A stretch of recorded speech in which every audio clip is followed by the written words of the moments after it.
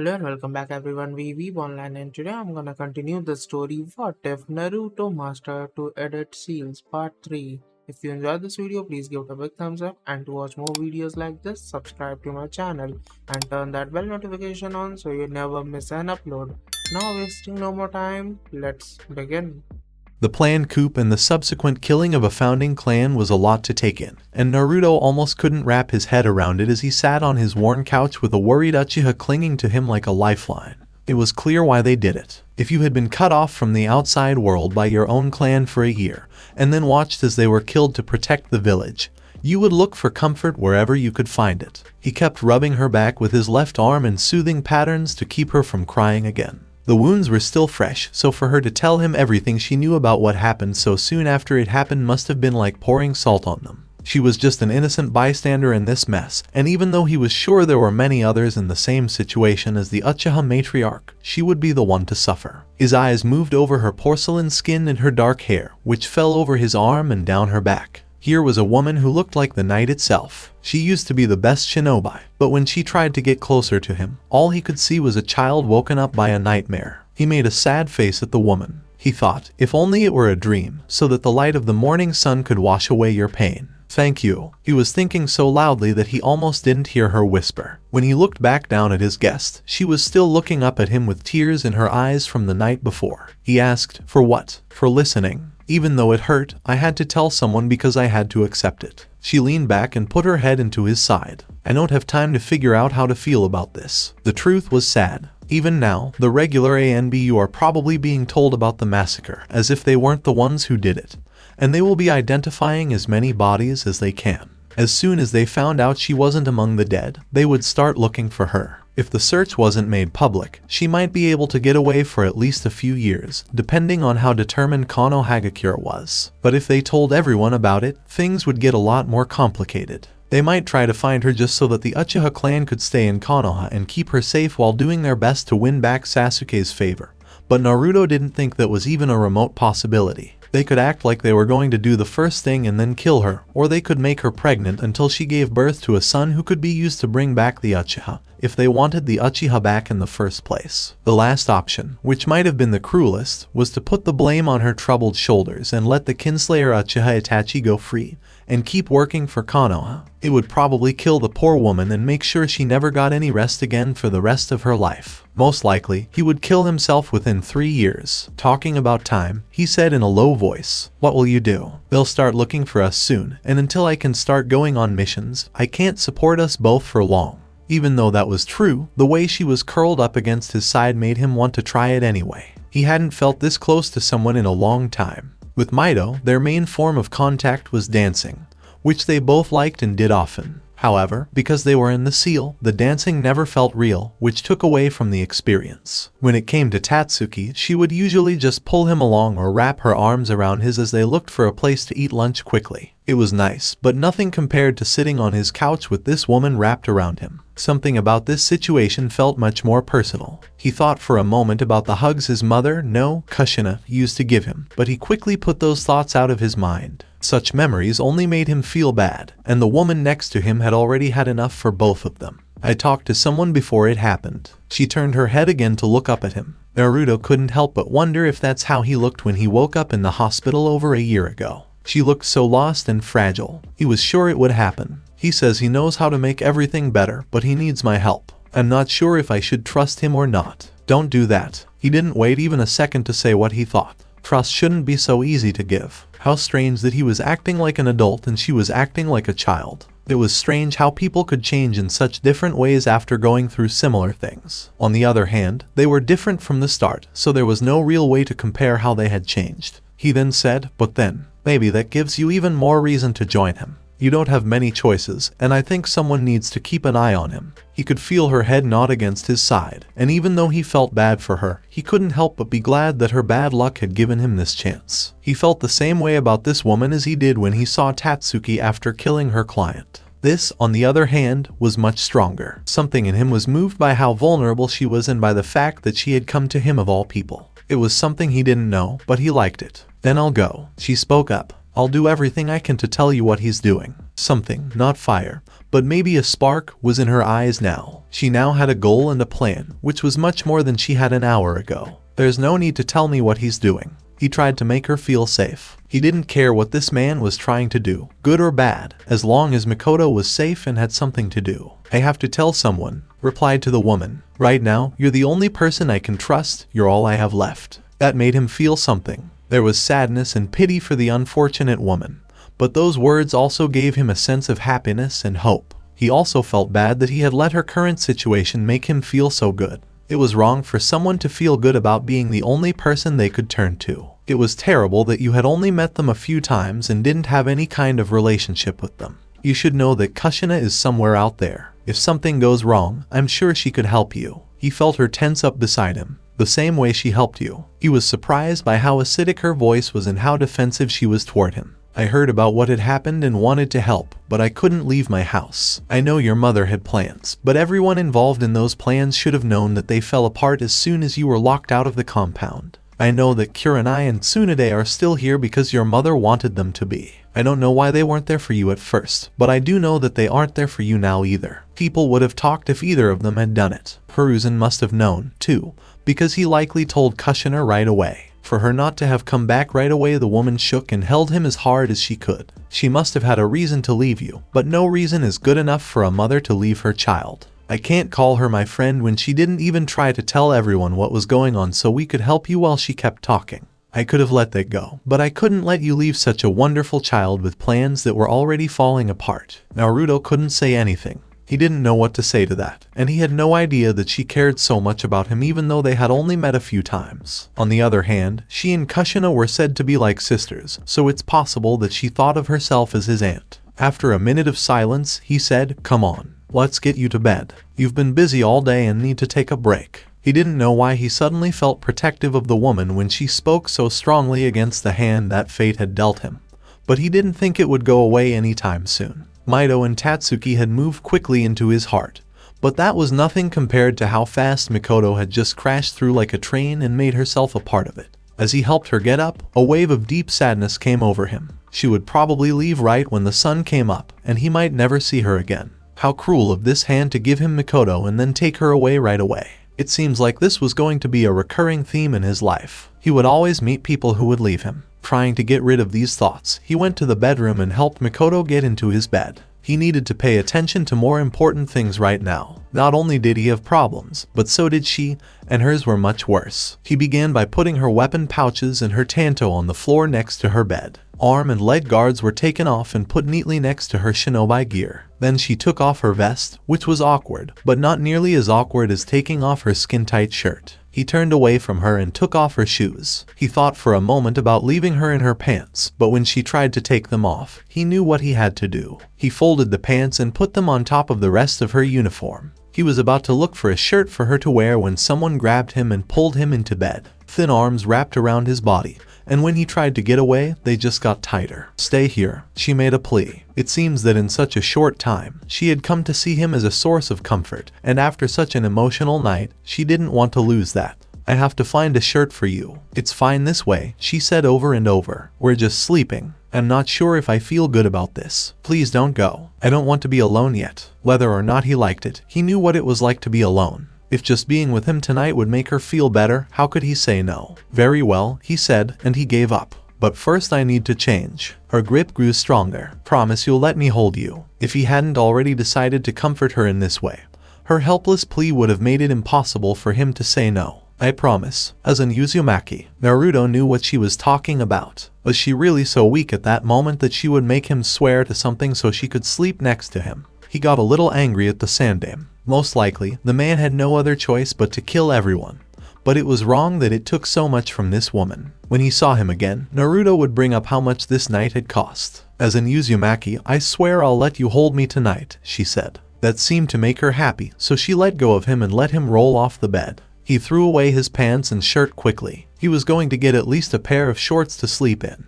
But a soft whimper from the broken woman in his bed made him change his mind. He got back into bed, and as soon as he did, she wrapped her arms around him. At first, he didn't know what to do, but as time went on and her breathing slowed down, he found himself becoming more comfortable with her touch. Naruto quickly gave up and went to the land of dreams. He was safe in her arms, pressed tightly against the warmth of her soft body. By morning, when she was getting ready to leave, Naruto saw that she had a lot of energy again. She got up around 10, which was late enough that most of the ANBU activity had died down a lot, even though everyone would still be on high alert, which was likely to be the case for the next few weeks.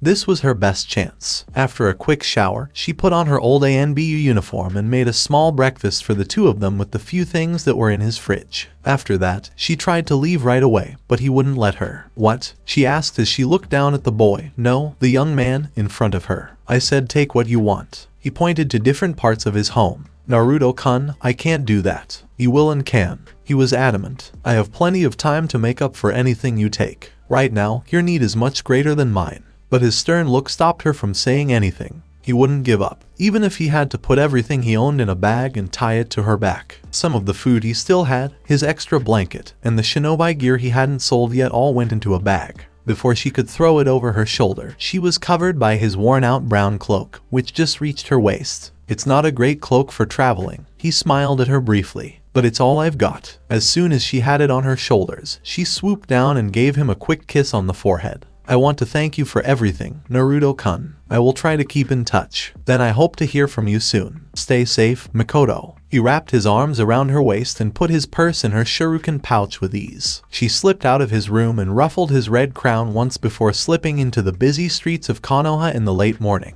She would have a hard time at first because she had to sneak past the Hokage tower and into the woods behind the Hokage monument. After that, though, it should be much easier for her to follow the coast north until she gets to a port city near the capital. If she could get that far without being caught, she could probably get anywhere in the world. With a fair amount of luck, the forests around the monument would have been checked first to make sure the Hokage was safe. If there was no sign of her passing in the early morning, they would have moved on to the forests closer to the Uchiha district. There was no place else that made sense, though some squads had been sent there just in case. The majority of the available forces would be sent from the Uchiha district to the borders of the neighboring countries. The shinobi of Konohagakure were in for a long week. Naruto got his own bag and left his apartment because he thought he had waited long enough. His destination was very different from Makoto's, especially in the sense that she wouldn't want to be there right now. He moved quickly through the crowd to get to the Uchiha clan district. It only took him a few minutes. Purple Eyes noticed the ANBU right away, but many of them were facing away from the district, probably to keep people from getting in.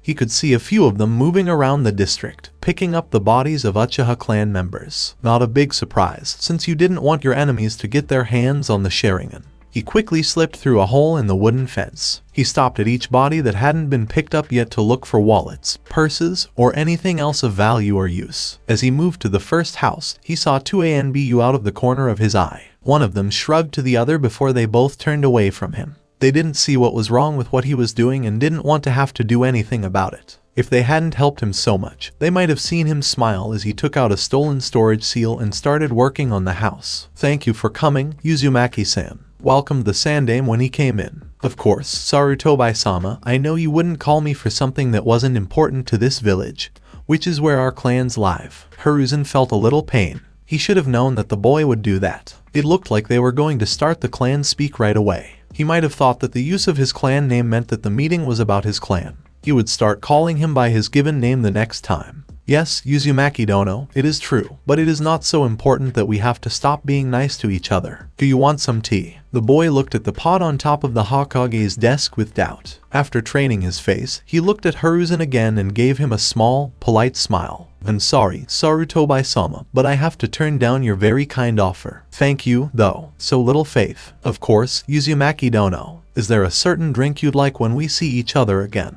"I'm not much of a drinker, Sarutobi-sama, but if you'll let me, I'd love to bring you something to drink the next time we meet. I'd like to thank you and your clan for their kindness." "It's fine, Uzumaki Dono. As the Hokage, I insist that these drinks be paid for by me as a thank you for your time." "I'm glad you feel that way, Sarutobi-sama, but as a resident of our wonderful village, I'm just doing what I can. Because you do so much for me and my clan, I insist that you let me treat you." Hiruzen mentally cheered for the boy. Even though he had trained for a year, Naruto was still as good as him. Even if nothing else had changed, the strange edge that the young boy seemed to have over him the last time they met seemed to have gone away a lot. Certainly, he could now turn that edge around. Hiruzen made his move with a cruel grin on his face. Gods, he should have been at this game. If you say it that way, who am I to turn down such a kind offer? Even though he wanted to show his opponent how happy he was with his next move, he smiled in a friendly way. If that's the case, would you be kind enough to bring a bottle or two of wine to our next meeting?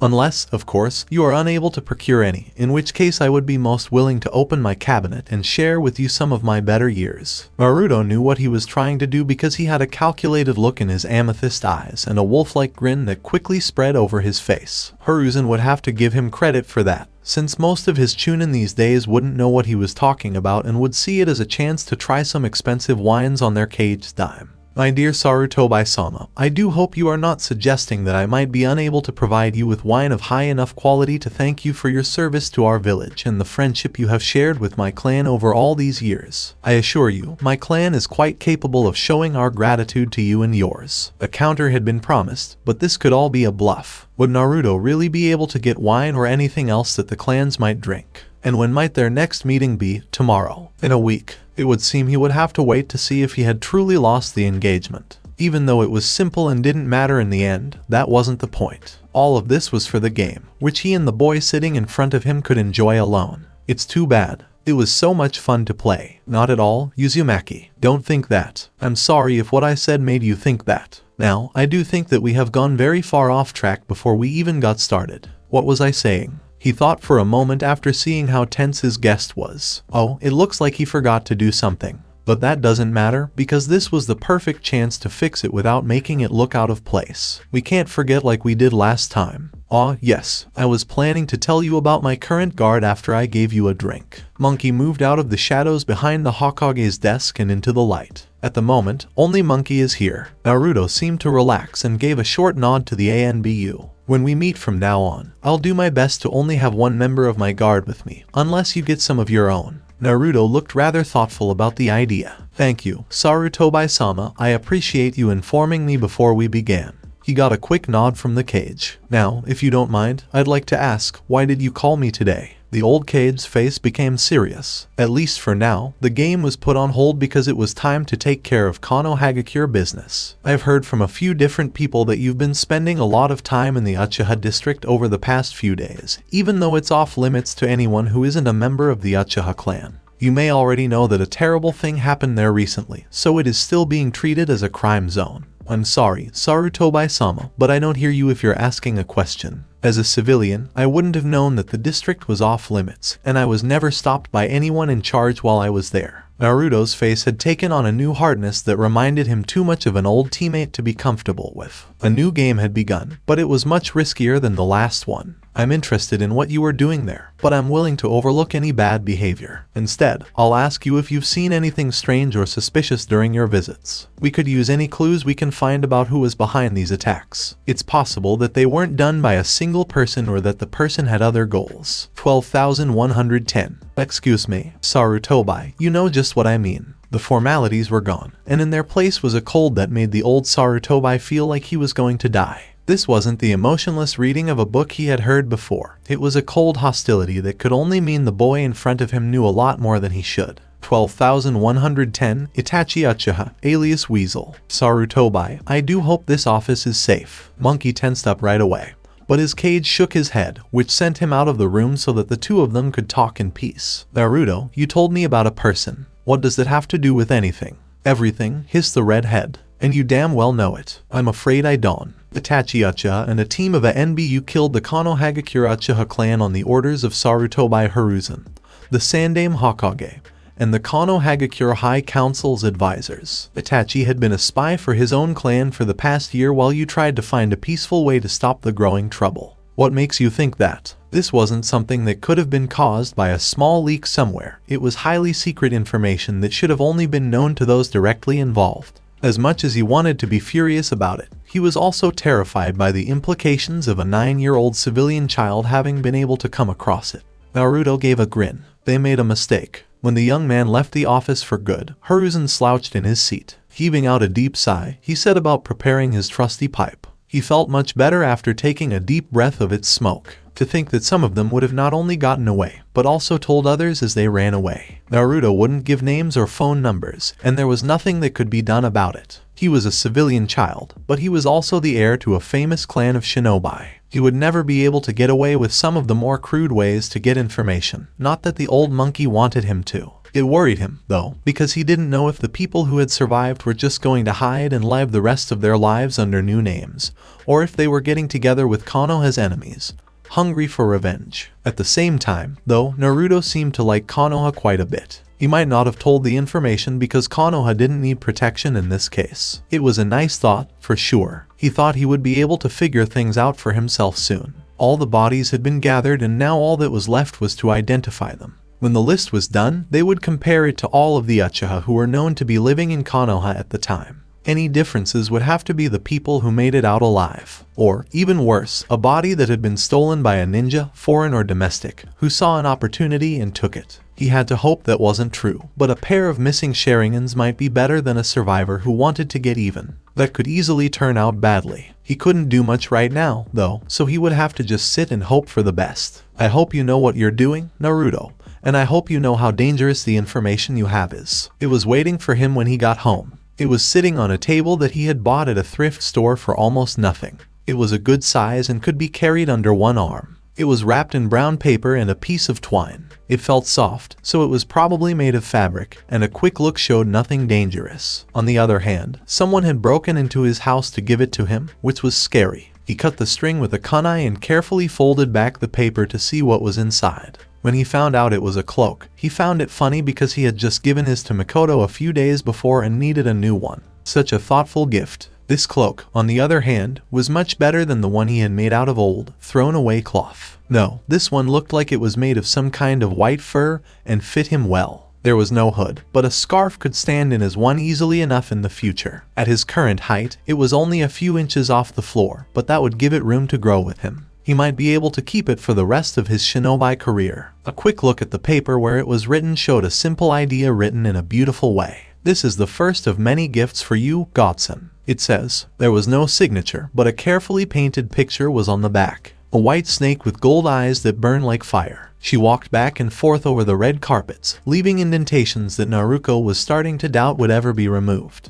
Every second of every day, she felt more and more restless, and she couldn't stop thinking about what was bothering her for more than a few minutes at a time. Naruko shook her head and started reading her scroll again. She was worried about Naruto, too, but her mother had told her they couldn't go back yet, so there was no point in letting such desperate thoughts of him keep them from doing what they needed to do. Her mother might feel bad now, but she would feel a lot worse if this trip didn't work out and Naruto had to go through all of this for nothing. Then again, for all Naruko knew, this trip was pointless. She was training, but they could have done that in Konoha with her brother. The first year was spent visiting nobles about the almost extinct Uzumaki clan, which could have been done in a month or two if only her mother had gone. It would have made a lot more sense for her to leave the two of them at home with Makoto or the Ikaraku family while she took care of business. Then there was the timing. She didn't want the trip to end so much as she was waiting for something to calm her worries. Since Naruto, Hiruzen, or Tsunade hadn't said anything, Naruko wasn't too surprised. Kushina was totally blind out here, and Naruko couldn't know what horrible things her mother had made up for her brother to face while she was gone.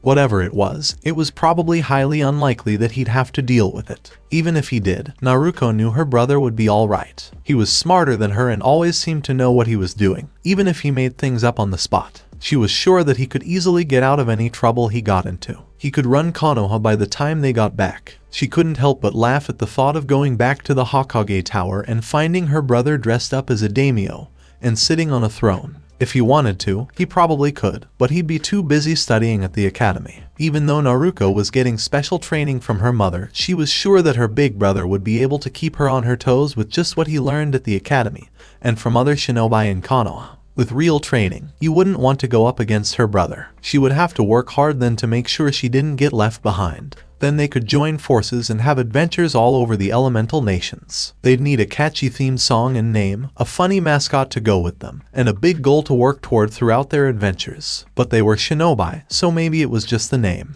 And the jingle. When he got there, Kat was standing by the door and opened it for him, letting him into the office of the most important person in Konohagakure no Sato. He gave a quick nod of thanks and kept walking. Instead of his usual duffel bag, he was carrying a small shuriken pouch. On each of his legs, he had a holster with 3 kunai attached. Some people might think it's rude to have your weapons so openly displayed in front of your leader, but in a shinobi village like Konoha, it was normal, even when peace was in the air. During war, if you weren't armed, you probably wouldn't even be able to see your cage. Thank you, Naruto-kun, for showing up so quickly. He noticed right away that there was something in the air, a feeling of tension that floated through the small room. He didn't like how things weren't quite right here. Monkey and Bear stood at attention on either side of their leader, who was clearly visible. That was strange, since Hiruzen usually only had one guard at his meetings. He didn't know it before, but maybe the recent massacre made the villagers more cautious than he thought. Suddenly, he felt nervous. He was playing a risky game when he told Hiruzen that he knew all the details about the massacre, and it probably made him a target for everything related to it. Knowing this could keep him safe, but the shield was also a target, especially when some people saw it as a weapon he used. He could do a lot of damage with that information,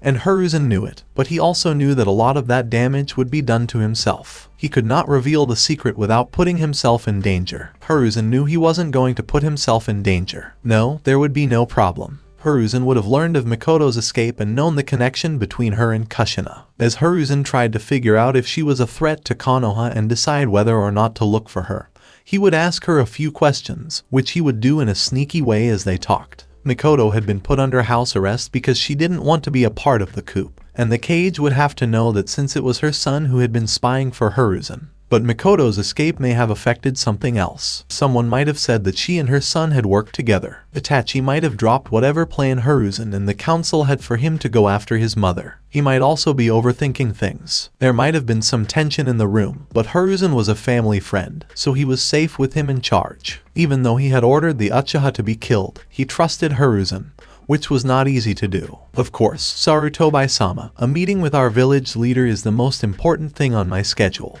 I was actually glad to come because it gives me a break from sensei's lectures. He knows what he's talking about, but he can't really talk. It gets boring way too quickly. Yes, yes, said the cage in a somewhat happy tone. I do hear quite a lot about his infamous lectures. Please get a seat. Naruto took the offered chair and put a bottle from his shuriken pouch on the desk before sitting down. The wine, Sarutobi-sama, just like I said I would provide. Even though Naruto was called to his office quickly, the old leader was surprised that he remembered to bring it. When he picked it up, the wine inside even more surprised him. This is part of Fugaku's personal collection. Madara put this in 10 other special bottles in his cellar when Konohagakure no Sato was founded. Only one bottle was known to have been opened, and Madara gave it to Hashirama and Tobirama to celebrate the completion of Konoha. Hiruzen needed almost 5 minutes to calm down. I suppose that's more than enough proof that Naruto's been spending a lot of time within the Uchiha district. It's unbelievable that he managed to steal this. I wonder if he knows how important this is. A feeling of guilt surged up within the head of the Sarutobi clan, but he quickly crushed it before anyone could notice. Naruto must have known how good it was because he was so sure of it after they joked about it the last time they met. That he was willing to share it with him was a big deal,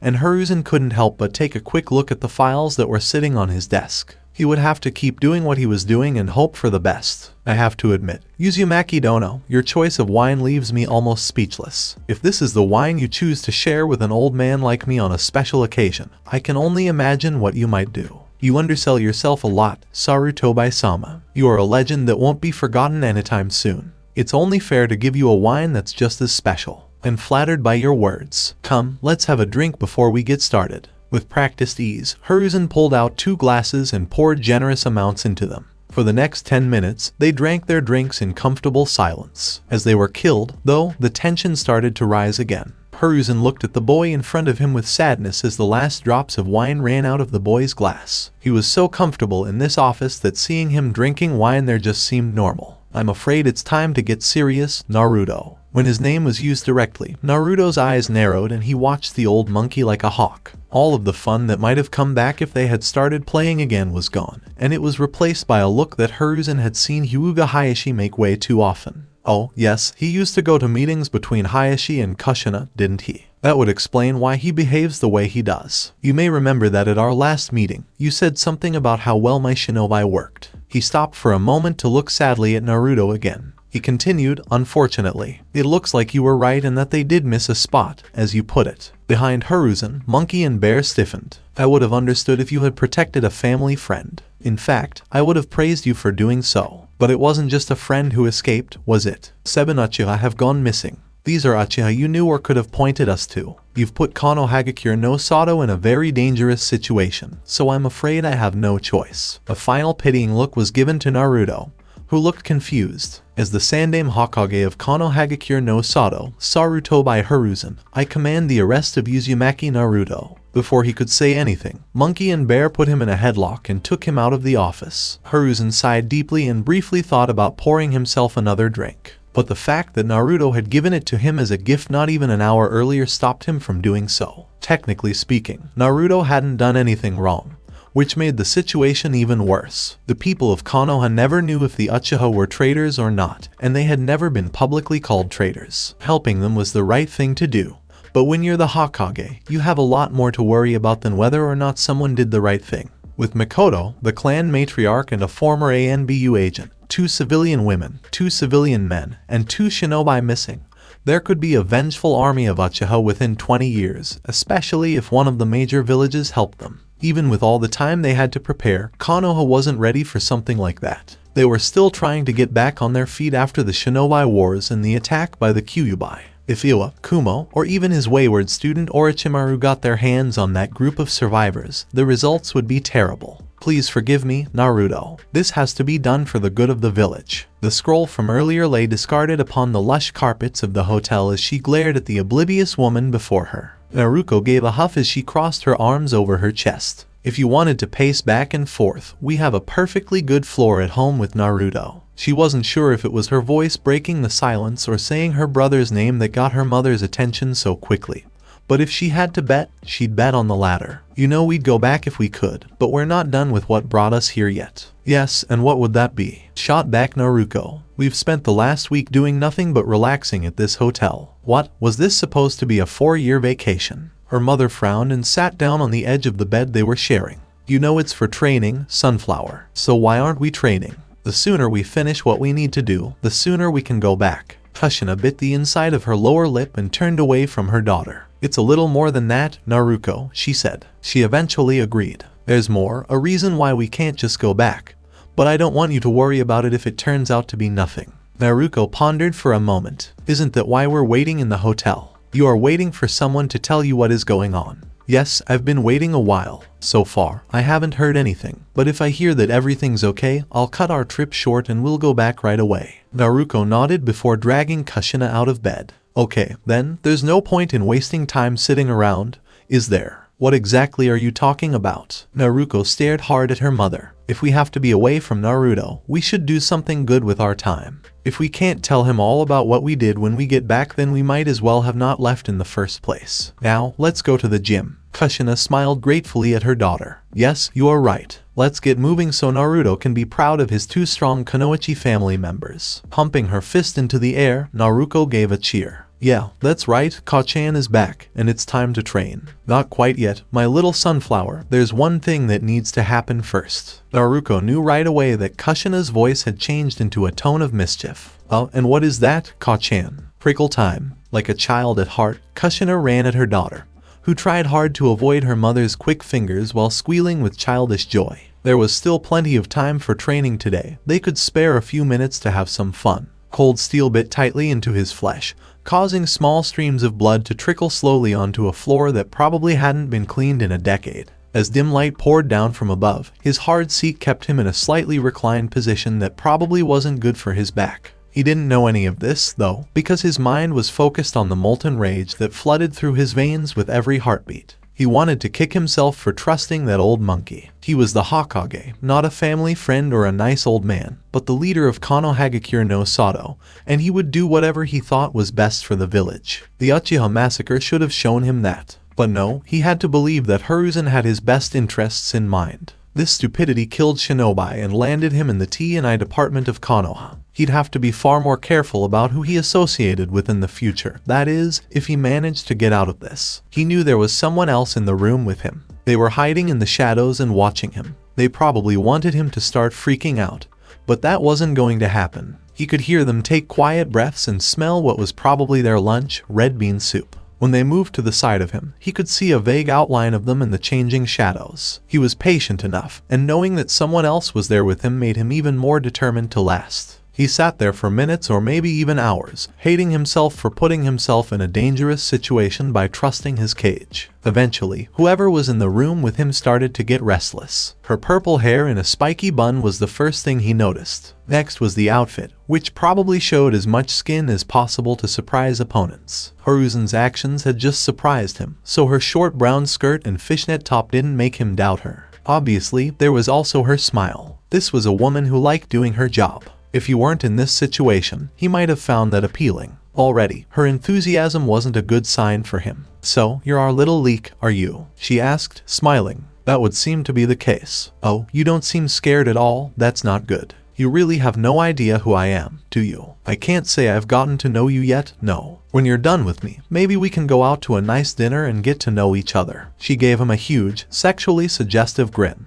"I love it when my food talks back to me, but I wish you were a little bit older and not sitting in my favorite chair. I'm sure we'd have lots of fun in your special chair." She laughed loudly in response. "Teasers, very teasers. You know, kid, I like you, so it's good that I'm here to help you today. Like a nurse. I have no problem with that. When will I be able to see you in your uniform?" Such confidence, she said, shaking her head and smiling. "You put on a good show, but I know you're scared on the inside. I'm more mad at myself for getting into this situation than scared." He said so. "Even so, I won't lie and say I'm not a little bit nervous and a lot confused." "Well, you're doing a good job hiding it," praised the woman. "I almost think you've done this before." She was giving him this opportunity on purpose, so who was he to waste it? "Who said I'd never done this before? I just guessed, but can you show me I was wrong?" The woman seemed happy that he took the chance she gave him to keep joking with her. She was probably waiting for the person who was going to question him, which must have been dull. Or maybe she was just trying to get him to relax. It could be a mix of both. "If you accept my invitation to dinner, I can make it." "Well, if you make it through the academy, I'll take you up on that dinner. But you should start saving now, squirt, because I expect to be treated like a queen if you want even a kiss afterward."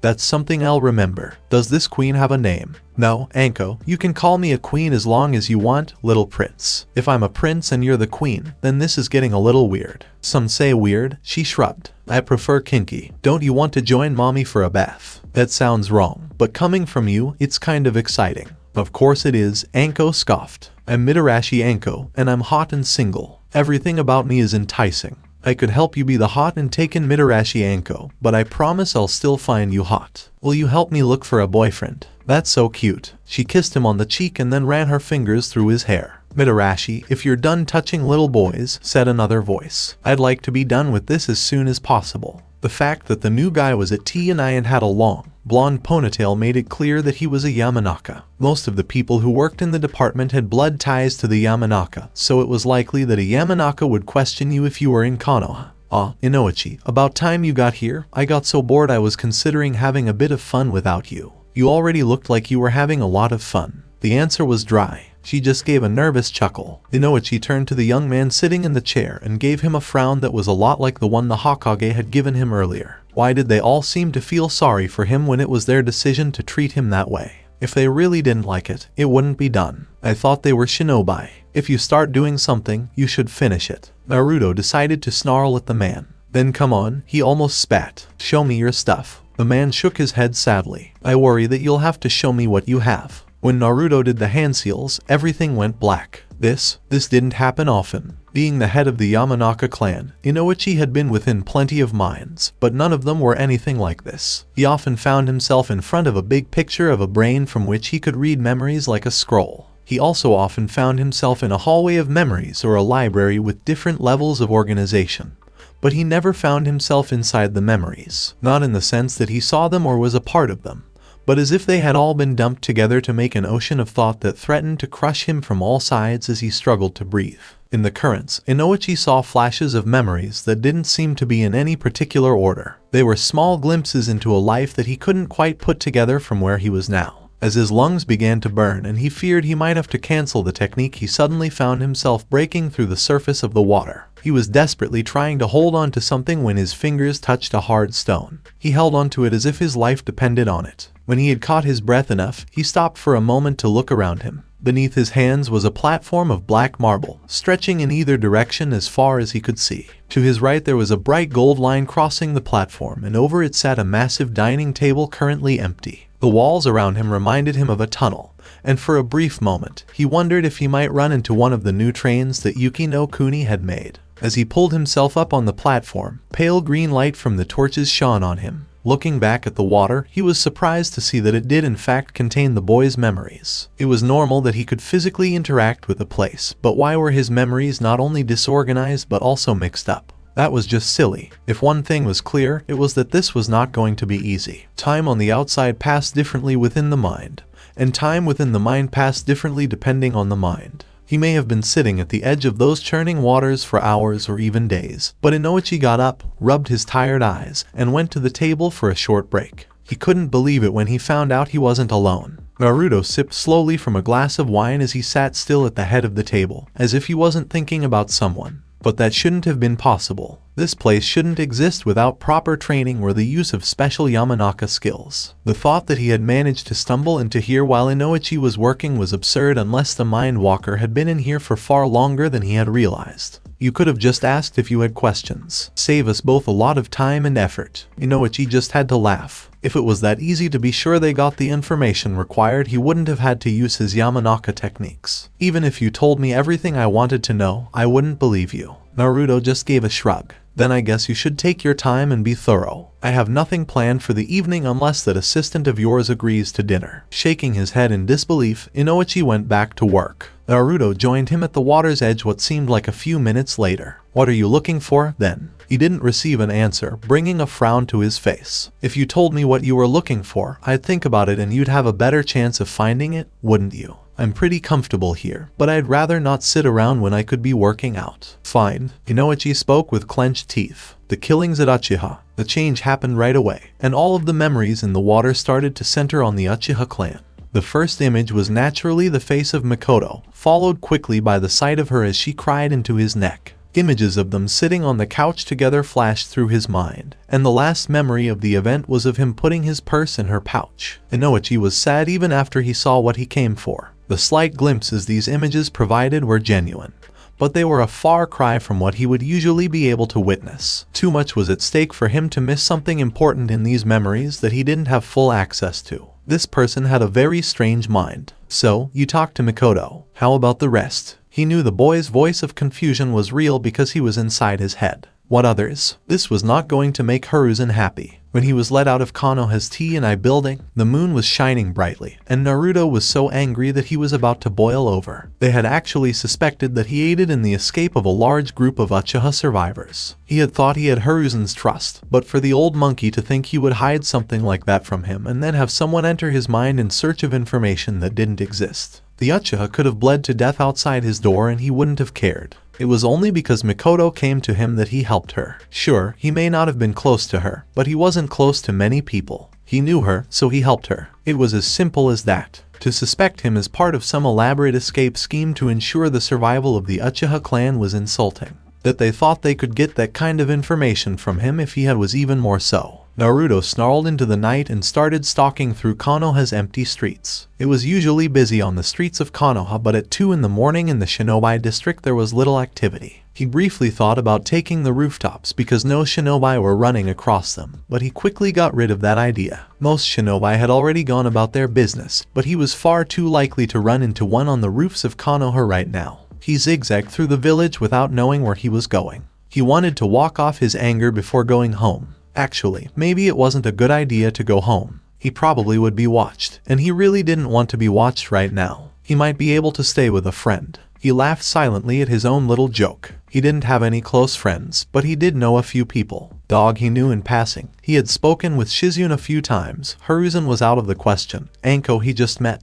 Kurenai couldn't stand him. Makoto was gone. Iruka was his teacher, and the rest of the Uzumaki clan had left him nearly 2 years ago. But there was still one more choice. Tatsuki was a pretty good friend of hers, so she might let him spend the night at her place. He frowned at the thought. He was, admittedly, pretty close to Tatsuki, far closer than he was to most others. It almost didn't seem right to call her a mere acquaintance. No, Tatsuki was a friend, a very dear friend, and one he probably didn't spend enough time with. It might have been time to fix that. He walked down streets he knew to get to where he knew she lived. He heard her before he saw her. "Get off of me, you jerk." Naruto's molten fur caught fire as soon as he stopped walking and started running like crazy. "Oh, come on, love, you do this kind of thing all the time. What's up again?" Naruto's blood started to boil when he saw it. Her best dress, which was in tatters, barely covered her modesty as a man who was at least 4 heads taller than her pushed her against a stone wall. Naruto could smell the alcohol the man must have bathed in even from a long way away. This was why Tatsuki never worked at night. Too many unsavory characters that had too much to drink never made good clientele. For her to be out at this time and wearing such an outfit meant she had been getting desperate. She looked into his eyes and made a single, desperate plea, and he did what came naturally to him. Bursting through his shirt without concern for his clothing, tendrils of glowing blue chains snapped through the air like baying hounds. But there was something different about these chains that made them feel heavy and slow, like a limb that had been overworked the day before. Even as they turned from blue to a deep purple, he told the links of chakra to move forward, but they didn't want to. As he ran toward the man, he clenched his teeth and told them to attack from the side. They attacked quickly and without mercy, like a snake, and in a flash of red, it was all over. They didn't attack from the side, though. Violet chains hummed red as if they were happy that they had pierced Tatsuki's attacker cleanly. And Tatsuki, he was aware that his heartbeat was getting faster, that his stomach was trying to choke itself, and that his lungs burned because they didn't want to take a breath. He watched as his chains dissipated in wisps of purple and heard as the man collapsed to the ground, but none of that registered within his conscious mind. As fear took over his whole body and his world seemed to fall apart around him, he didn't notice the red eyes that smiled and watched it all with glee, because all he could really see was an image that would keep coming back to him until he died. As her bloody, torn body fell into the street, he was only vaguely aware that tears were running down his face, and the moon kept shining brightly, even as still another sun went out. Before he knew it, he was at her side, holding her bloody body to his chest. He might have missed her voice if he hadn't. And Naruto, hope, relief, and other poisonous devils tried to take root in his heart, but the harsh reality of her situation beat them back into the growing emptiness that was about to overtake him. His chains had gone right through her body, hitting a number of organs that she couldn't live without for long enough to get proper medical care. The end had come, and she took her last gasping breaths. The cold tightness in his chest seemed to make the rest of his body feel numb. "Oh, Tatsuki, I'm so sorry," he started, but she stopped him by putting a weak finger to his lips. "Be quiet," she whispered, which was surprisingly calm given the situation. "Maybe when you're so close to dying, it doesn't seem like such a big deal." She kept going with a calm smile. "That's not something we have time for." She gave a hacking cough that splattered blood all over his torso. The warm blood ran down in small streams that the boy hardly noticed. We don't have very much time." Tatsuki, she put her finger over his lips again. "If I die, you can come talk to me all you want, but for now, listen. This is my last chance to talk to you and your last chance to hear my voice," she said with a weak laugh. "I hope you'll think of it with fondness long after your hair has lost its color. You know, I really looked forward to that night with you, and not just because of the debt. You were my only friend, as strange as that sounds. It was so nice to have someone who saw me for who I was, and I wanted to be able to tell you how much I appreciated having you in my life," she said with a sad smile. "I guess that's out of the question now," she said, "but there's still one thing I can do." She pulled herself up and kissed him quickly, leaving the taste of copper in his mouth. "Well, I guess that will have to do. You know, technically this body is yours now, so you can do whatever you want with it." She tried to give him a sultry smirk, but it didn't have the usual mischievous playfulness. He promised, leaning down to give her another quick kiss, "I'll take good care of it. It was just a silly thought I like to have some nights, but I really could have seen us starting our own family. We would have never had to be alone again." Her green eyes started to leak tears as she thought about the future she would never have. As he held her closer, his own tears fell on her. He begged, "Please don't leave me. Don't leave me alone again." She kept going on as if she hadn't heard what he was saying. "Maybe, just for these last few seconds, we could pretend that we belong to each other and that we've finally found happiness in this horrible world. We can do anything you want, Tatsuki Haim. Just don't leave. I'm glad I finally found a husband before I died, but it's a shame I won't be able to help with the kids. Make sure you have lots for us, okay? I'll do it, I promise," he said softly, running his hand through her hair as her breathing became weaker. "A daughter would be nice. What will we name her?" She smiled and said, "Hitomi. We'll call her Hitomi, and she'll be the prettiest little girl in the world. I'm sure she will be. With you as her mother, how could she not?" He gave her one last kiss on the forehead. "Get some sleep, love. I'll see you in the morning." "Yes, in the morning." "Good night, sweetheart." That was the last thing she ever said and the last time he ever heard her voice. He would never forget it as long as he lived. Even though he felt numb all over, it didn't stop the tears. Her body had been cold for a long time,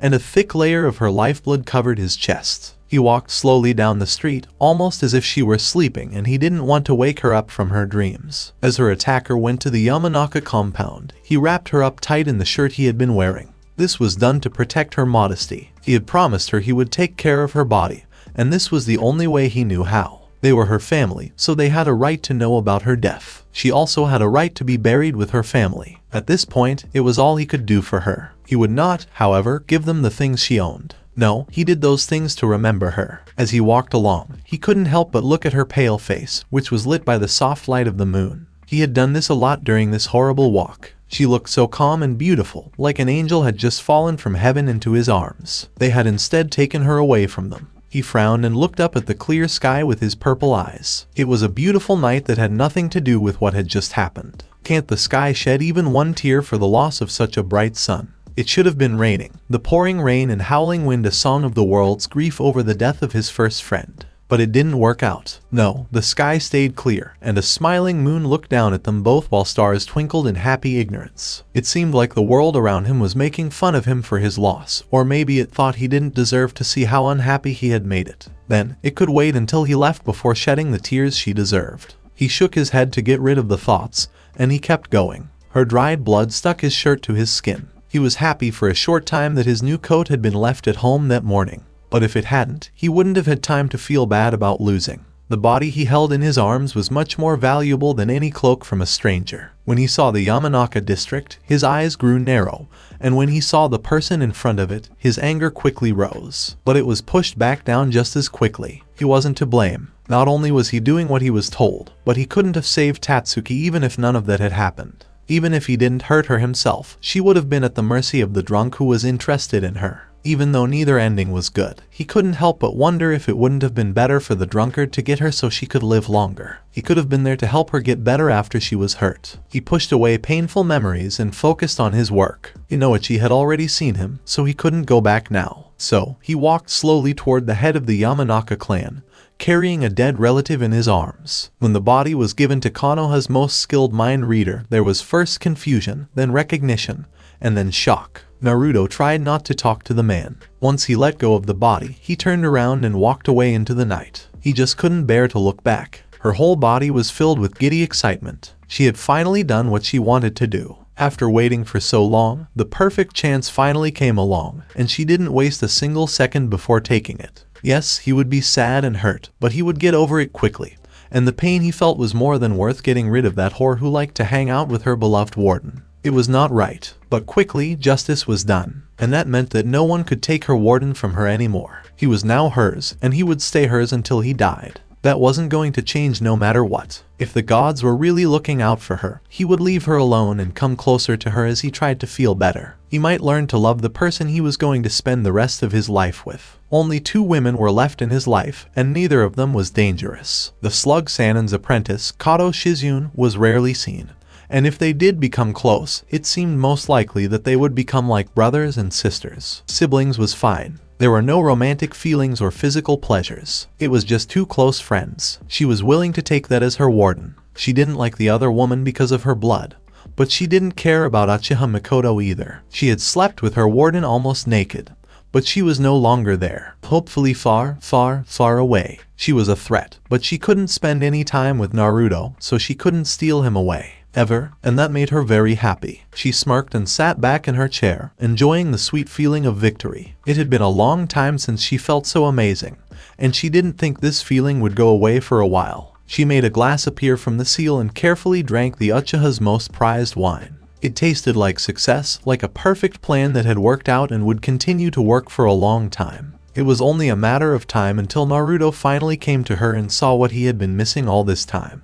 But she would be patient until then. He had just lost someone close to him, so he needed some time to himself. Time to cry, mourn, and hopefully get over the prostitute who had been trying to get close to him. What if he didn't make it? Well, she came here to do just that. She'd help him forget about the little skank. He deserved a real woman, and she'd be happy to give it to him. Just like her warden deserved the best. Maido would gladly beat up anyone who thought they could do a better job as her warden than she could. He was hers, and nobody could take him away. What did she look like? Kurenai put her head on one of her hands as she stared blankly at her table. It had been at least 2 years since she had seen Naruto or her mother figure. Her mother figure had gone on a training trip with her real daughter almost 2 years ago. She had been looking for the young boy for 2 years, but housewives and old women who talked a lot seemed to find him much more often than she did. After the first 6 months, there were a lot less stories, but they were still there. Talk about seeing him at a local store or running across rooftops on his way to the training grounds. She was a skilled jounin, but she still couldn't find him. She had asked the Hokage, but he wouldn't give her that information. He said it was a security measure because of Naruto's status, but they both knew it was because Naruto wouldn't like it if the Sandaime told people where he lived.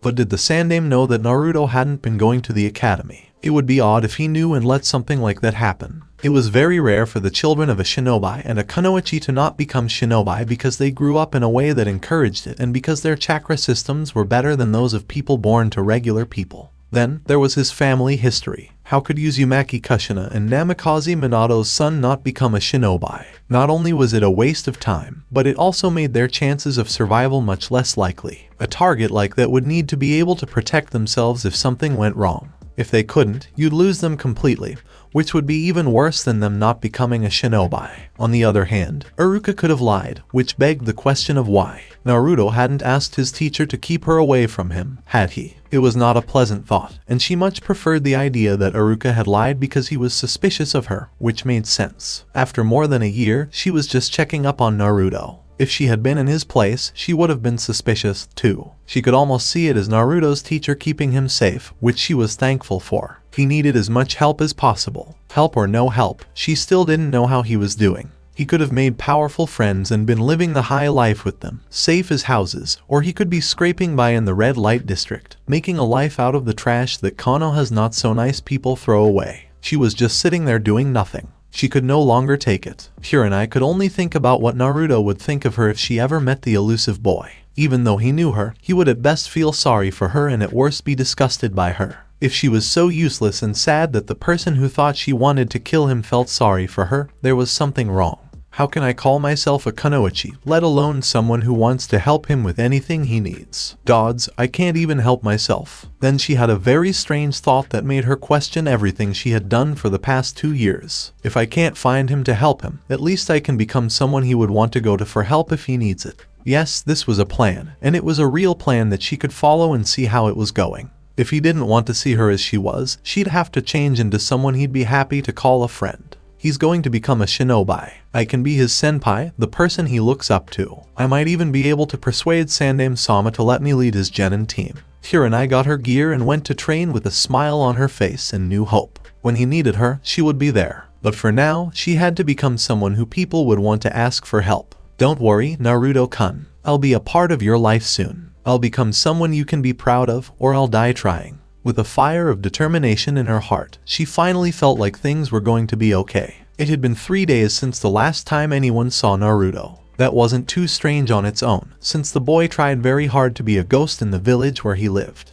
But it was strange because he was supposed to be watched by the Hokage. What happened to him? How was it that they could not find him? Kakashi knew for sure that Naruto hadn't left because he had been in charge of patrols along the wall of Konoha for the past week. Kakashi did know, though, that Naruto had also not been home. It looks like that's where they lost him. Someone high up in security thought it would be a great idea to send all of the boy's watchers to his house. Once he came back, he would be watched all the time and followed as needed. Of course, that plan went to crap when Naruto decided not to go home. Whoever gave those orders probably got a good mouthful of ass from an angry Sarutobi because of this small mistake. Well, if you look at it another way, whoever was supposed to keep an eye on him never failed at their job because the boy never showed up to let them start. They could probably get out of that one, but it would make Hiruzen even madder at the person who gave the orders. Poor bastard. Kakashi thought that they knew where he wasn't, which was at least something, but it wasn't very helpful. Then again, there wasn't much useful information to be found about Naruto. Gods, that boy was going to be a great shinobi when he grew up.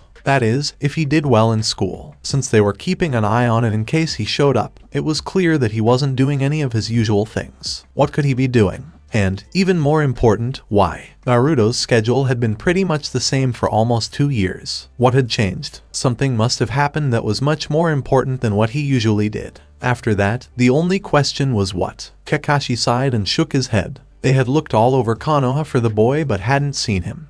But he knew he was still inside the city walls. He could be underground, maybe in a bunker or a basement, but that was unlikely. Maybe for a day, but 3. The boy might feel a bit nervous in a space like that because it is so small. There might be only one way out, and it was never a good one. So where could he be else? His one open eye looked out over the horizon and over the roofs as he made a lazy sweep of his surroundings. Naruto wasn't going to just appear and say, "Here I am, stop looking." If the boy knew they were looking for him, he would probably stay out of sight even after he came back, just to make things harder for them. He would probably think of it as practice. Training, huh? The training grounds near the edge of the village caught Kakashi's attention. Has anyone looked there yet, or has everyone been looking in the village itself? Kakashi had a sneaking feeling that it might have been forgotten, so he went to check. If Naruto was there, that would be great, but if he wasn't, he could say he was looking for him after spending an hour or 2 reading Jiraiya's new book. It was a win-win situation. The house was very quiet, which she didn't like at all. Shizune wondered, not for the first time, as she lay on her bed, if she should start going on missions. Even a simple C rank would be a nice break from her life, which had become very boring. As Tsunade's apprentice, she would have to get permission from the Slug Sannin to go on missions, and if the last Senju was stuck in Konoha, the Slug Sannin would never let her apprentice leave, even for a few days. She could always tell her master that she was bored in the Senju compound.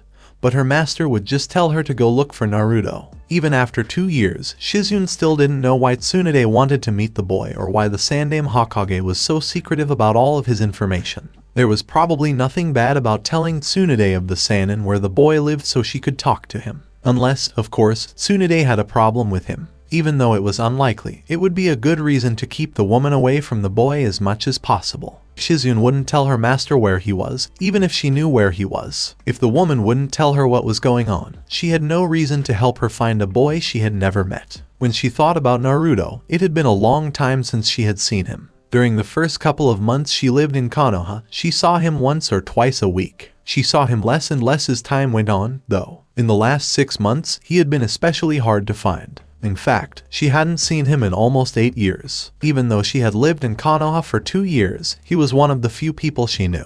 They weren't close, and they probably weren't even friends. Shizune was really bad at meeting new people. In fact, that wasn't true. Once, she was good at meeting people. After that, she didn't know how to keep in touch with them in any way. During her travels, she didn't have to do it. She would meet someone, be nice, do what she needed to do, and that would be the end of it. Chances are she wouldn't see the same person twice, and if she did, they probably wouldn't remember.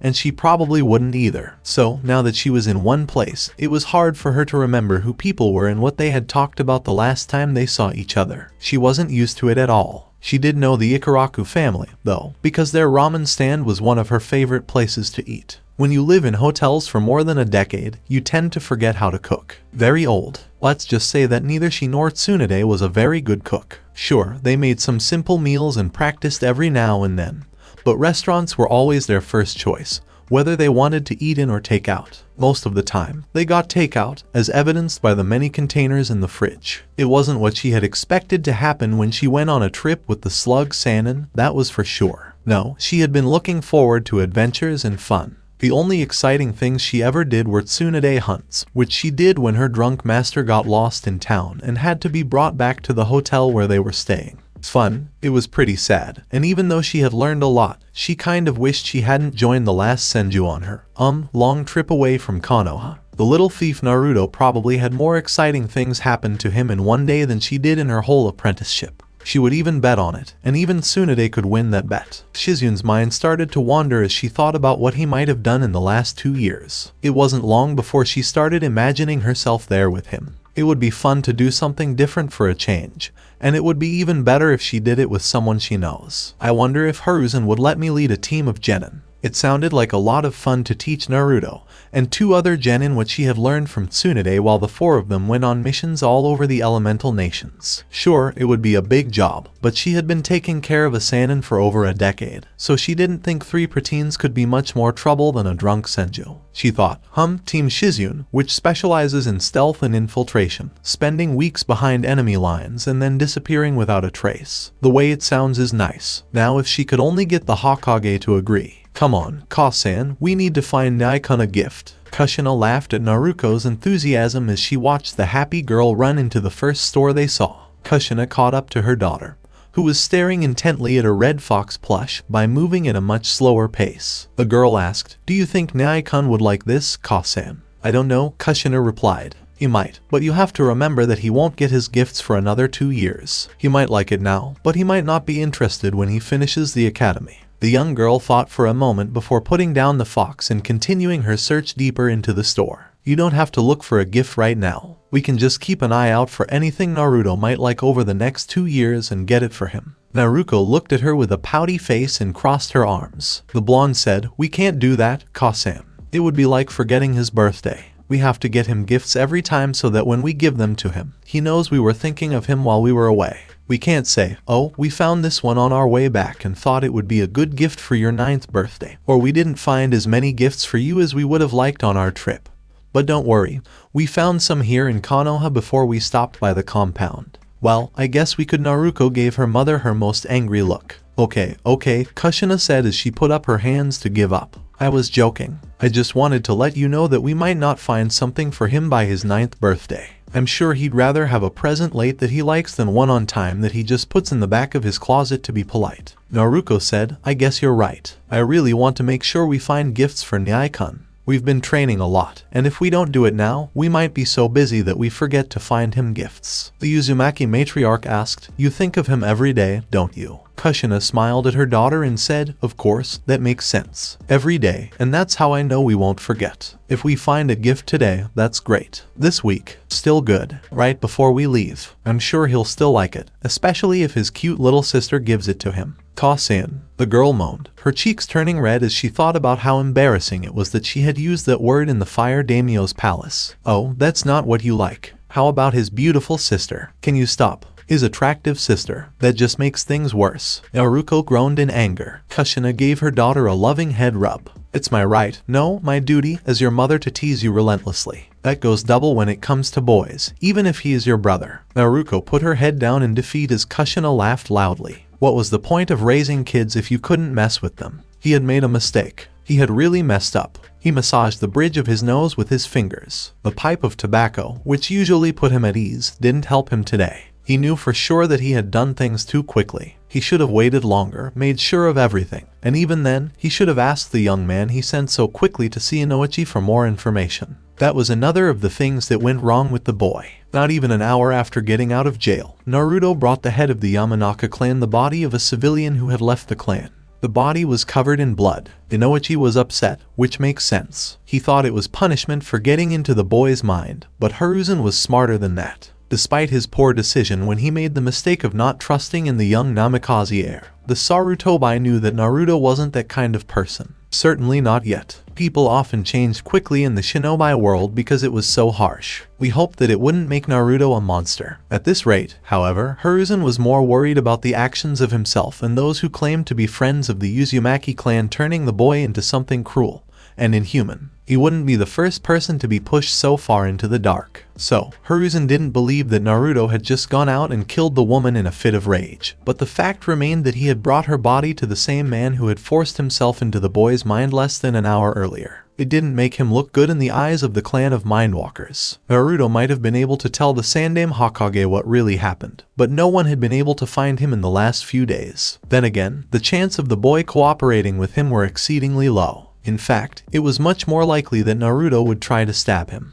That's not a good idea, but angry people have been known to do stupid things. But it was also likely that the wine was poisoned. Sandaime Soma. Hiruzen looked across his desk to the ANBU agent standing at attention. What is it, Lemur? Sir, dog got lost during the search, and we don't know where he is. Kakashi was known for being lazy and chill, so it was strange for him to go missing on a mission, especially one that involved his sensei's son. After taking a moment to think, Hiruzen turned back to Lemur. It's likely that you can't find him because you haven't found Naruto. It's likely that Naruto has found the boy and is keeping an eye on him. If he hasn't, though, you should keep looking. With a salute, the ANBU vanished, leaving the old Sarutobi in his office. "Cat," he said, and before he was done saying the word, she was standing at attention in front of his desk. Since Monkey and Bear had arrested Naruto, she had been on edge, and she had made it clear to him that she didn't like what he had done to a civilian child. She was right, of course, and they both knew it. She was worried about the boy because she liked the redhead, as did most of his ANBU.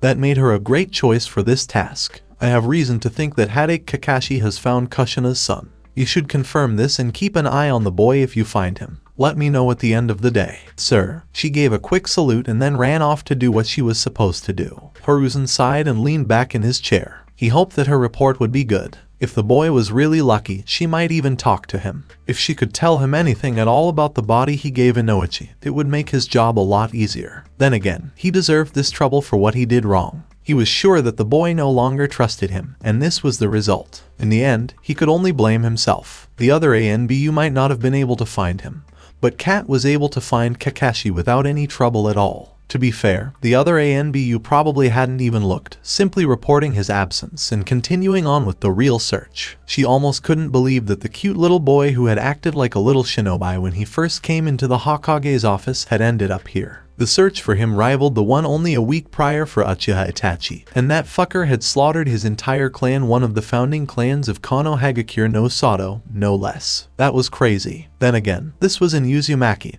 and going crazy was a normal thing for them. At the same time, this was in Uzumaki. They didn't start Konoha, they had just ruled a country. Maybe it wasn't so strange that the search was so big. Now that she thought about it, that made him a prince, didn't it? Even though there was no longer a country to rule, the Uzumaki clan was still a royal family. And when it came to wealth, they were second to none. The Uzumaki had enough money in their treasury to stay royal. No matter what their blood was, people with that much money were kings and queens. Obviously, if he was a prince, people should have been rushing to help him. There must have been people who tried to get on his good side so they could enjoy his clan's wealth. Maybe they didn't do anything because they knew Kushina was the leader of the clan and was still around. When that woman got mad, she could be scary, so finding out that people were trying to take advantage of her son would make her very angry. Then again, she had just left him, so she didn't have much of a reason to be angry about the life she had accidentally put on his small shoulders. He was handling it remarkably well though. Those shoulders were stronger than they looked. Slipping through the tree, Kat came to a crouch on one of the larger branches. Kakashi sat on the same branch, leaning against the trunk with one leg swinging lazily through the air. His nose was buried in a book, as it often was, and he made no move to acknowledge her arrival. Hiruzen had said that Naruto would be nearby, and he was. He was training like his life depended on it. On her right, Kakashi moved, pushing himself up into a standing position. Well, he spoke in a lazy drawl. It would seem as though Hokage-sama has sent someone to relieve me of my watch. I suppose I'll be off then, ta-ta. And with that he was gone, most likely returning to his apartment to enjoy reading his book in the comfort of his own home. She gave her senpai a shake of the head and focused on the young boy on the training field. All around him, trees had been cut down to the size of toothpicks. Leaves were scattered over soil that had been turned over and was full of many small craters. Whatever grass that had once been present was not to be seen, and deep gouges had torn through the landscape in seemingly random patterns. Naruto was in the middle of the chaos, sprouting chains from every part of his body in every size and length imaginable. From lengths of solidified chakra as thin as her pinky to great lengths wider than her torso that probably wouldn't have looked out of place with an anchor at the end. He seemed to be trying to control them all at once in different ways and was failing spectacularly. Kat sat down in the seat Kakashi had just left and watched. It was going to be the most dangerous training session she had ever seen. As ants might, they scurried past him, doing all in their power to avoid eye contact as they parted before him, a sea of flesh and terror. It brought a smile to his face. The trickle of people grew steadily less as he pressed forward into the darkest depths of his precious sanctuary, down to the one room that was for him and him alone. A sanctuary inside his sanctuary, where he could stop and collect his thoughts before diving back into the chaos of his quest to learn everything. At the moment, that meant focusing on achieving immortality so he'd have time enough to do so. There was just too much to do in just one lifetime. As it was, he had already come up with a viable if not inconvenient way to extend his life indefinitely. It also gave him the ability to change his looks and, even better, his gender. Tired of buying drinks at the local bar? Boom, now drinks are being bought for you. He'd probably end up wasting a lot of time trying a lot of the things he had already done again as a woman, just for curiosity's sake. Of course, the ability to just walk into the female side of hot springs without any trouble was certainly intriguing. It really had been far too long since he had last been with a woman. Pushing past carnal desires, he came to the door to his private chambers, pushing open the intricately carved double doors of dark wood. Stepping into the comforting darkness of his room,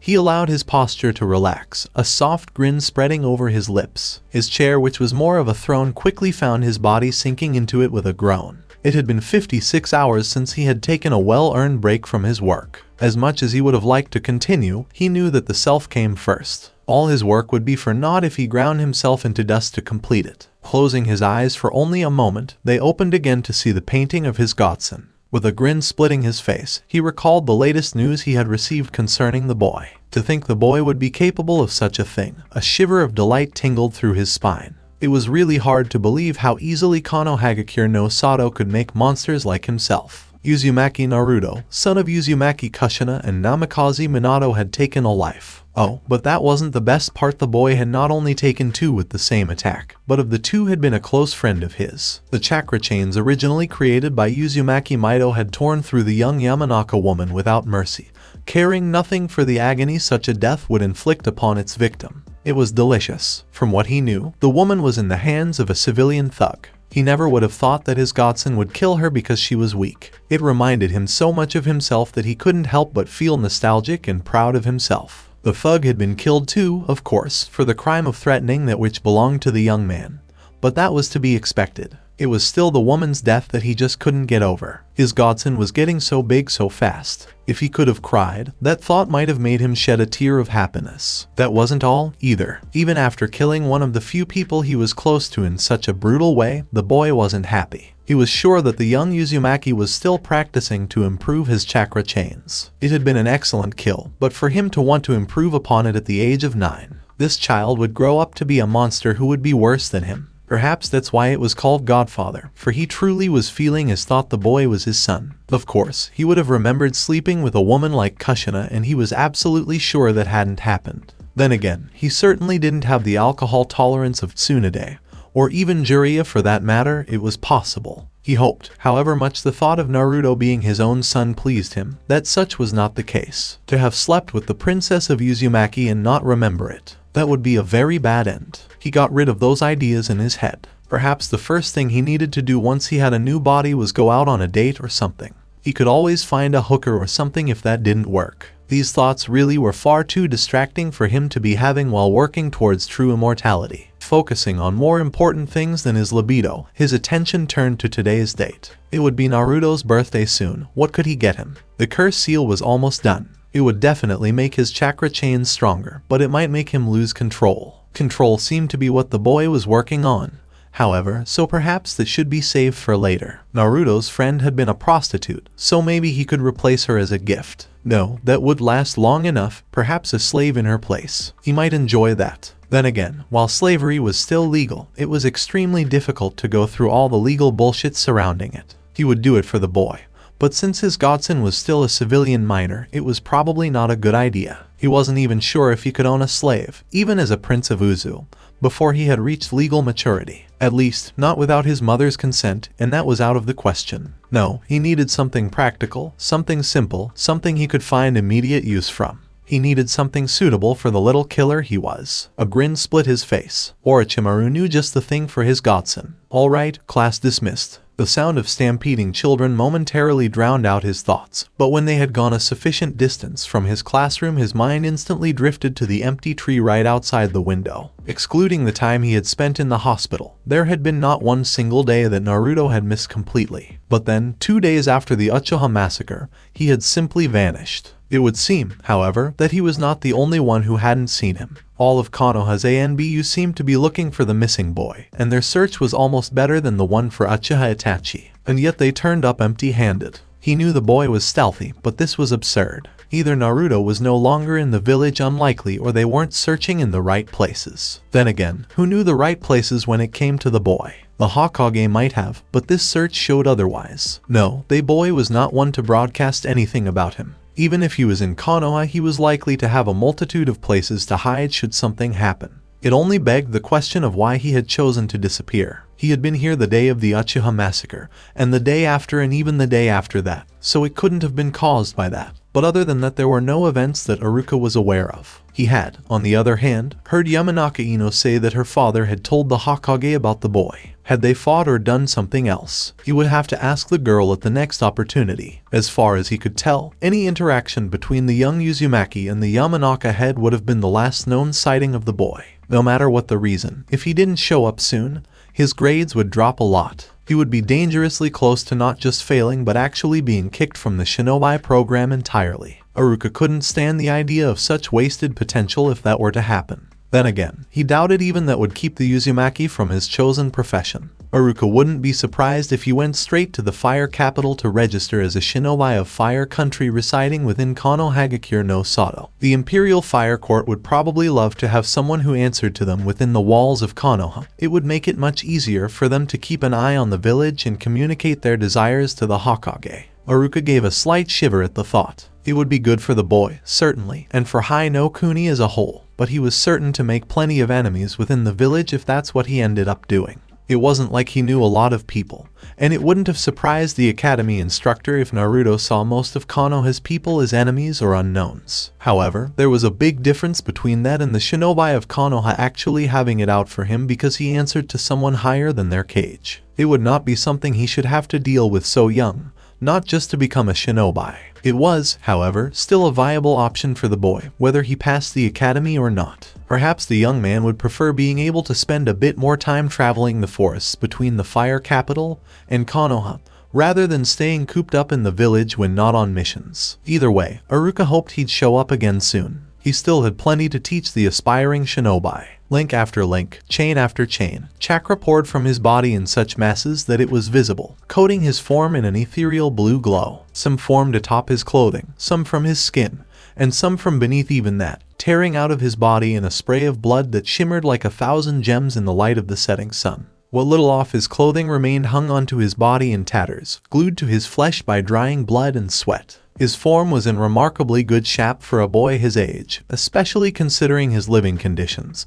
But that changed with the bloody birth of every chain that had formed within him, leaving his skin a patchwork of skin and bare muscle. In several places yellow bones stood out proudly within the splotches of bare flesh that writhed as his body flexed from one position to the next, never stopping, never resting, never concerned for his own health. There was just one thing that mattered, and that was mastering these chains. Uzumaki Maido was the first person to use these chains. He was known for using them to tie up the Kyuubi no Kitsune after Uchiha Madara called the Biju to the Valley of the End. She never used many at a time, but those she did use were nigh unbreakable and could exert enough force to crush a mountain. She wasn't someone to mess around with. Over a lifetime she mastered the chains, using them whenever possible. She got so good at controlling them that she wouldn't have had to move her body again in her whole life. Truly a sign of one well versed with their technique. Kushina Uzumaki was taught the chakra chain technique by an aged Uzumaki Maido not long before the woman's death. She, like Maido, reached a very high level of mastery over the chains. Kushina's chains, on the other hand, were fast and many, which matched her skill with a sword. The Uzumaki clan were well known for their skill with blades, and Kushina had taken a liking to them like many clan members before her. She liked it better than her chains and used it to add to her style. This made her a very dangerous enemy on the battlefield. As her use of the chains differed greatly from that of Maido, she never obtained the same level of precision as the woman, choosing instead to swing them like swords or, as some might say, tails. Both were masters of their chosen style. But to Naruto, that wasn't enough. He could not allow his chains to just be fast or only be strong. He wanted them to be exact, and he wanted to be able to control 1,000,000 of them as well as he could control one. He had to learn not just how to use the chains, but also how to use the chains themselves. He wanted to be able to use them as chains, as rope, as snakes, as anything he wished to form them into. Why couldn't they just be solidified chakra plates instead of chains? Why did they have to come from his body? Why did they have to be pure chakra opposed to being made out of a readily available element such as wind or earth? He would master these chains in ways that his predecessors couldn't even fathom, or he would kill himself trying. As chains around him began to disperse in blue mist and his chakra reserves began to scrape the bottom, he grit his teeth and formed more, biting down harder every time they tore through his flesh. It was a clear sign that he had a long way to go before he could master this technique to the level he wanted. Around him, chains of all sizes tore through the air and the ground like a blade of the gods, spearing trees and bushes and slashing through any animal that got too close to these training grounds. Some danced around him like serpents, while others buried through the earth like the roots of a great tree. They clashed together, a tangle of limbs he was still learning to control, with the ring of metal on metal and a shower of purple sparks. As one chain after another destroyed its siblings, he kept making more chains to replace them. His chakra was getting dangerously low, to the point where you could say he didn't have any left. Even so, he kept going, tearing his skin with chains made of chakra he didn't have. He would not stop. He never stopped. He would not fail. Until his bones were ground to dust and his flesh withered away, he would continue to improve himself beyond anything anyone had ever heard of. And, when his bones were dust and his flesh had withered, he would tear himself from the grasp of the Shinigami and resume his work. He would master these terrible chains that had taken her from the world. He owed her that much. She felt another of his wounds steam shut as his body drew upon her chakra to heal itself. He was tearing himself apart with this training, and deep within her heart, she began to question whether or not she had done the right thing. He wasn't meant to react like this. He was supposed to be sad for a bit, maybe come to her seeking comfort, and then move on. He got over his family's disappearance, hadn't he? What made this situation so different? Was it simply because he knew he had been the reason for this loss? She didn't need to ask that question because she already knew the answer. She knew exactly what he felt right now, probably better than even himself. While he had to deal with a flurry of emotions and thoughts that swarmed through his head as he drowned in guilt and sorrow, she could make sense of things even he didn't realize. Every chain that tore through his flesh did so because he willed it, even if he hadn't realized it yet. He needed the pain, the punishment, to atone for his actions. His chakra responded to that need, inflicting pain on the body to match the pain in his heart. And it was all her fault. Had removing the girl been worth the pain she caused her warden? Should her own wants hurt him so much? She had never cared about anyone before, and she never would have thought she could love a human child so much. But he had become her world. He came to her almost every day. He spent time with her, fed her, housed her, clothed her. It was not how she was used to being treated, and she loved every moment of it, prisoner or no. If this was her sentence, she would gladly serve it forever. But then that little strumpet had to start getting close to him, started taking up his time and occupying some of the thoughts that should have been hers. She could no longer take it. When the opportunity to take back what was hers revealed itself, she hadn't hesitated to take it. The price was turning out to be higher than she could have imagined. Why couldn't he see how good this was? He didn't need to waste his time on such a woman when she was here for him and ready to do whatever it took to make him happy. But no, he had to get close to the prostitute, so close that by trying to help him she had ended up hurting her precious warden. It just made her hate that Yamanaka whore even more. She hated to see him hurt, but he would soon see that he had to go through this pain. He would soon realize that he would be better off without the girl. He would go on with his life and come back to thank her for what she had done. She could only fantasize about how he might reward her. Even though the sun had been hidden from view for 2 hours, he kept going as if he had just begun.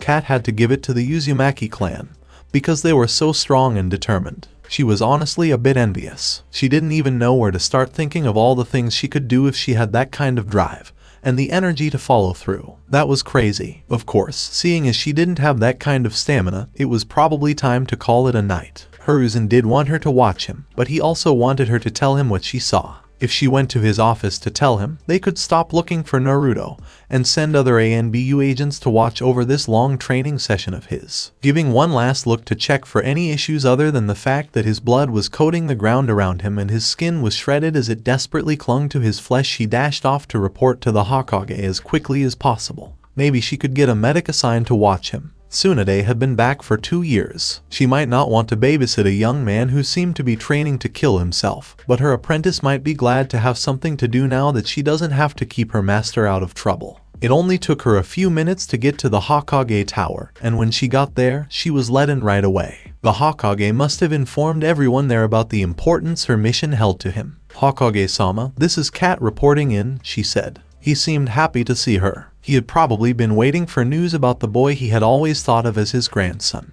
"Ah, Kat, am I to assume due to the time of your report that you managed to locate young Naruto?" "I did, Hokage-sama," she answered. She didn't say anything else because she wanted to see what her leader thought was the most important thing to know. Did he want to know where he was, his well-being, what he had been doing? She'd let the old Sarutobi ask the questions that had been burning in him all day. I see, and how is he doing? Well-being it was, then. In that case, she'd keep it simple and blunt. He's going to pieces, sir. I see. I knew there must have been more to what Inoichi had told me. He could probably use some familiar company right now. I should see who I can find that can help him deal with this. With all due respect, Hokage-sama, I believe you misunderstood. I was being quite literal when I said he was tearing himself up. He seems intent on training until he collapses. Seeing as he's in Uzumaki, that's quite a bit longer than he should be allowed to. The Cage looked concerned by her report, but after thinking it over a few more moments he seemed even more alarmed than before. The way you said that, you don't mean to tell me he's still at it, do you? She gave him a stiff nod in the affirmative. As of 5 minutes ago he was still training. Yes. Hiruzen looked furious. And you left him there alone.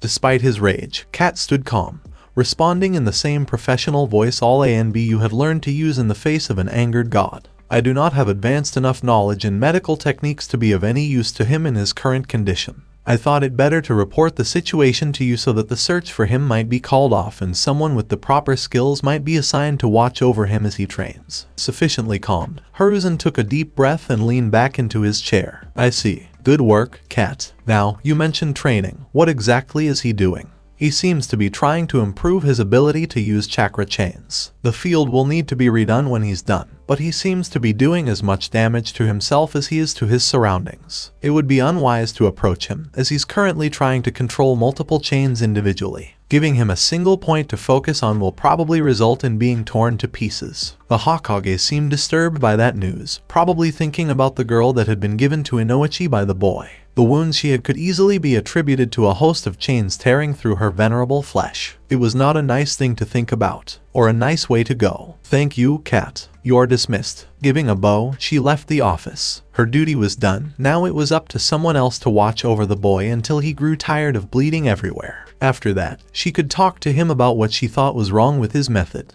As it was, he had entirely too many openings. She'd have to fix that. After a week, the skies could no longer hold back the rain. Great tears of the heavens crashed down upon the earth, heavy with sorrow. It was fitting then, that the Yamanaka had decided on this day for her funeral. She may have left the clan to make a life for herself, but the bonds of blood were stronger than that. She would be buried with her family, just like if she had stayed in the clan and worked hard to make it famous. It was a simple ceremony. When your clan is famous for its skill with the mind, you didn't need some great event to remember the passing of a clan member. Those memories could be accessed anytime and even shared between people. There would be plenty of time to grieve in private for those that chose to do so. Those that didn't would probably just push the memory away, not desiring to be reminded of those that had been lost. It was the way of the Yamanaka. 2 men brought the cylindrical casket to the grave and it was lowered slowly. Even though it was still raining, everyone strained to hear what the priest said, and then the grave was filled. It was Inoichi himself who struck the simple wooden grave marker into the ground. Giving a few parting words as head of the clan, he welcomed her back before wishing her good fortune on her way to the next life. As the crowd moved away, he walked toward the grave, aware that the only other Yamanaka there was looking at him. Perhaps Inoichi could make out his identity in this rain. Maybe he couldn't. It really didn't matter. Dipping his bandaged hand into his bag, we withdrew one of Madara's 10 bottles of wine. Taking a single sip for himself, he poured the rest of it onto the freshly disturbed soil. Placing the empty bottle down by the grave marker, he took a step back, ignoring the rain that crashed upon him. This was all his fault, but for the life of him he couldn't think of a proper way to atone for his actions. Rain soaked through his clothing, reminding him of the blood that had stained him red oh so recently. As lightning flashed far away, he saw bright chains flying through the air. Blue, purple, red. The red chains moved through the air as if they were self-aware, striking out at a target that should never have been hurt by such monsters. Again, lightning flashed, and a bright red glow filled his sight. But this time, he was not in that alley and there was no Tatsuki. No, he lay sprawled on the floor, clutching at his arm, after an explosion of red chakra had burst from the Uzumaki compound. The chakra, it looked so much like his chains, but that chakra, his heart froze. It couldn't have been, though. He didn't want to believe it. It began beating again. It had to be. Every part of his being was screaming this truth at him. Molten fury pumped through his heart and burned his veins. Under his wet clothes, the seal on his right arm started to burn a furious red, which could be seen through the fabric. He still didn't know what it did, but it had glowed that night too, hadn't it? Infused with the chakra of the Kyuubi no Kitsune, it had established the connection between him and the seal on his sister. It still contained that accursed red chakra, and its source was why he had lost control. She was why he had lost control. His anger skyrocketed, and a red haze came into existence around his arm as the chakra of the Kyuubi reacted to his emotions. Clenching his fists until they bled, he spared one last look at the Yamanaka staring at him, unaware of the way his purple eyes glowed angrily in the darkness, before he dashed away. He had to know. Now, the double doors didn't open gently this time, blown off their hinges at his passing. The black marble floor broke and cracked with every step he took. Every lantern he passed lost its sickly green light and plunged the world deeper into darkness. She was sitting at the end of the table, as usual, and didn't seem concerned with the violence that followed in his wake. His steps were swift, and within moments her throat was in his hands, pressed tightly to the chair she sat in. You're pretty forceful today, Warden, I like it. His grip tightened. He got close and hissed a single, mean question. What did you do? She just grinned, as if this was one big game. You know exactly what I did, Warden. I got rid of that damn whore for you. Was that pride he heard? She was proud of what she had done. His grip tightened even further, completely cutting of all air. How could she be happy with what she had done, with what she had stolen from him? Didn't she know how important Tatsuki was to him? His first friend was gone, and she was fucking proud that she was the reason why. He wanted to know why. Why would you take her away from me? He asked. He let go of her just enough for her to take a few gasping breaths under his fiery eyes. Maido finally said, because I'll take care of you, she said. Hers? She thought he belonged to her. He didn't have to answer to her, and she couldn't make him do anything. What gave her the right to say that he was hers and tell him who he could hang out with? He had once been proud to think of her of his own. Now that same thought just left a bad taste in his mouth. He let out a growl through his snarling lips, and he looked a lot like the wolf he was often compared to. I answer to one man, and you are not he, she asked with a raised eyebrow. One. I thought there were two. It was, but one of them broke my trust, she said. He threw her through the chair, and she landed on the stairs leading to her private chambers. He didn't try to hide the disgust in his voice when he said, just like you. He turned to leave as she began to push herself up, a growl of her own escaping her throat. Your trust? I lost your trust. You're the one who left me alone in here for that skank. She spat at him, her eyes red with anger. He turned and opened his mouth to say something, but she went on. Every day I was here for you, ready to do anything to make you happy, but that wasn't good enough for you, was it? No, you had to have another, had to spend your time with her because you knew I wasn't going anywhere. Faint traces of red chakra became visible, flowing towards her from deep within his side of this sealscape. Fine, if you want her, you can have her. Maybe while you sit before her grave you'll realize what you've taken for granted. But when you come back to me begging, don't expect me to care. The tendrils of chakra increased in size and speed, rushing out from his seal and into his sisters. The golden band that represented the gate that caged her began to shimmer, and Naruto was quick to step onto his side. He did this just in time, because the gate went back to its old shape. Staring at her between the bars, his last glimpse of her was her snarling face, and her last words echoed within his heart. She hissed, "You don't deserve me in your life. You don't deserve anyone." His sealscape fell apart. The rain greeted him again, along with a familiar ache in his heart. He fell to his knees on the wet forest floor and punched the ground with all his strength. He heard the familiar snap of bone but could not bring himself to care. Her words hurt much more than anything his body could ever do. His tears were lost to the rain. I will continue the story in next part. Till then, we weeb offline.